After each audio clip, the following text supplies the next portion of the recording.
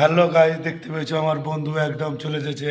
সে আমার জন্য সে মানে দেখা করতে খুব ভালো লাগলো। মানে এমনকি মানে মুখে কথা বলতে পারছে না ও। তো আমার মনটা খুব ভরে গেল।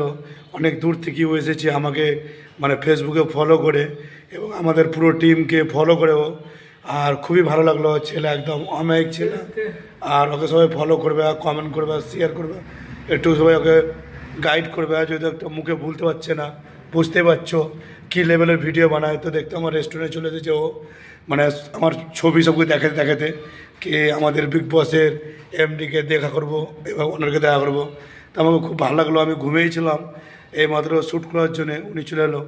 তো আমাকে এত ভালো লাগলো কি ও মুড়ে অনেক লোককে দেখাইছে কে এনাকে আমি দেখা করব। তো প্লিজ সবাই তুমি এবং তোমরা ওনাকে ফলো করবেন এবং কমেন্ট করবেন, শেয়ার করবেন।